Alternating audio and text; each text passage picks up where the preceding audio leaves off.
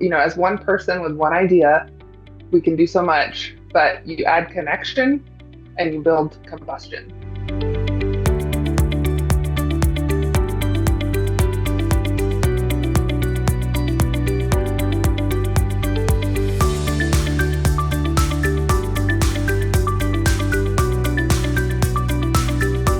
Origins of my first kind of entry into education, I started out as a special education teacher in Colorado. Not necessarily a field I would have thought I would have ventured into. I was more of an English background, but that particular position really set me up for an opportunity to experience what I consider when I realized this was the career I really needed to be in. That opportunity there to work with educators from every subject and every grade level as I co-taught with them, collaborated with them, and then to develop relationships with my students and their families for more than just that one class, 1 year type thing. I'm still in touch with many of them. They see their babies now, for instance. But it set me up to understand that piece of the relationships and the impact of that. And so I furthered my career with the next step. I did get a master's in guidance counseling. Thought that was the next path, and then I was tapped for the first time, I would say, in my career for leadership. And so transitioned from the guidance counseling master's to an administrator master's, and went down that path for assistant principal. Then my husband and I realized we had an opportunity to kind of maybe look at international opportunities for work. So I did pursue that piece, went through the whole search process, landed what I would say, looking back, was my dream job. I became the principal of an international school on the north coast of the Dominican Republic. Went for the typical 2-year contract, stayed for 5. It was an incredible school. I worked for an incredible director and just a great community. Had a lot of opportunity there to enhance the school and really elevate the teaching and learning there. So that shifted into then the pandemic when we needed to relocate to the States. So I'm no longer international, but that was a result of Shoshana Blower, who you may know. You do know, I would say, who tapped me to come and work for NWEA as a consultant. So since then, became the shifting over now to the Danielson Group, where I'm the Assistant Director of Learning Experiences. And so those roles now in consulting have led me to become more of a supporter of schools and districts, and internationally as well, so I can keep that connection with that side.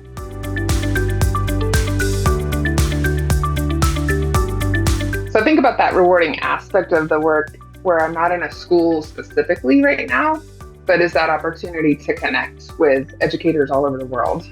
You've heard me speak about connection before, and I'll even go into more depth on that, no doubt. But that piece around the idea that we are not alone, but education can feel isolating at times when you're in the thick of it in your building, in your classroom, whatever that may be.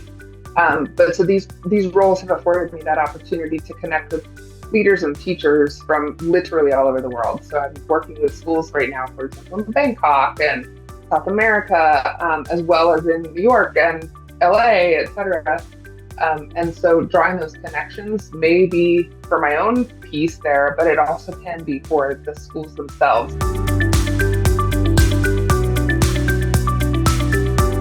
So I think some might say I have a significant affinity for professional learning.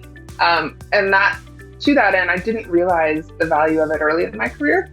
I wasn't aware of what was necessarily out there, if you will. And so that's something to be thought of that I would say I would do differently, is that I wish I had understood what existed, because what I do know is that education is a field that you will never master. It is continuously evolving, for one thing, but also it is such a nuanced field of really discrete practices that we can never fully understand ourselves, that we need to continue to pursue our own personal growth or get out, in a sense, not to be harsh, but it's that it is a field in which it really rests on our shoulders to continuously improve ourselves.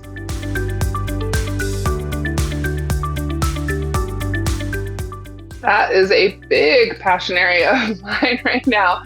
So I see evidence of this in my daily work all the time as I work at schools, where I go into buildings and at any given day, there's 20 teachers short that are literally positions that have not been filled, and they're being conducted by long-term substitutes, for example. So I see firsthand experiences of that. But I heard someone speak recently that I deeply admire that said, education, the field of education itself is not going to be the ones to change the systemic problems that we face that are causing this teacher shortage. That's a societal problem.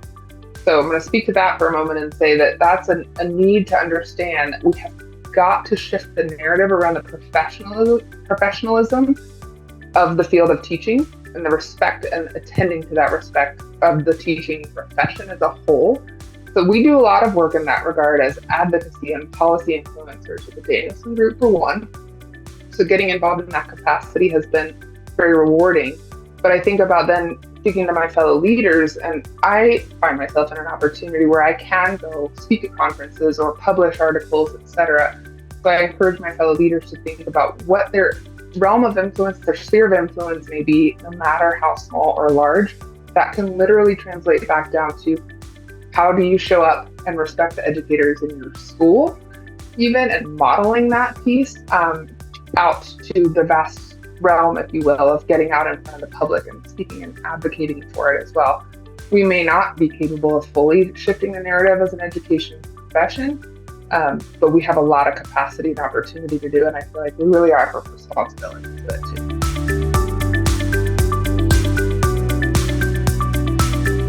So you may chuckle at this a little bit, but I actually really remember the very first time I even came upon the AAIE Institute courses was when I was in Colorado working as an assistant principal, and I was looking at opportunities for international school positions, and I saw these courses and I thought, oh, this is a pretty incredible organization. First of all, I didn't even think of myself as being a candidate for taking the courses.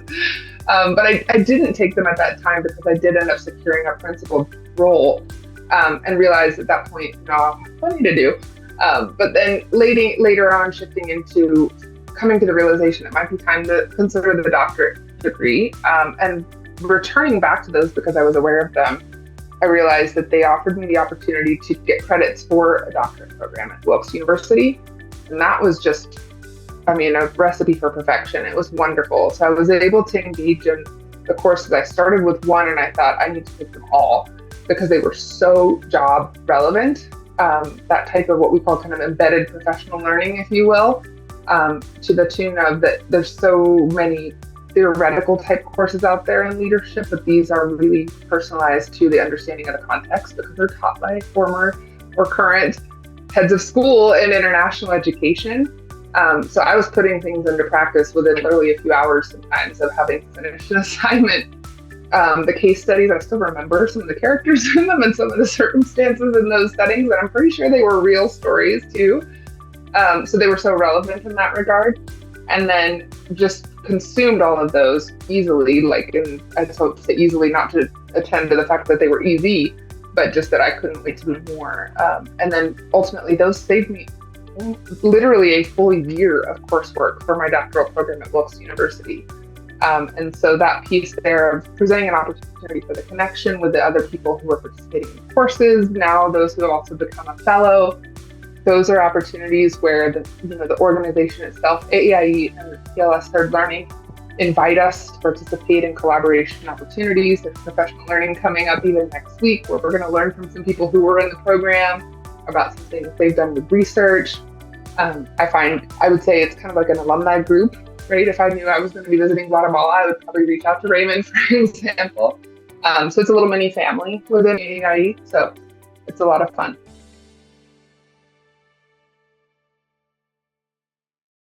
Powered by PLS Third Learning.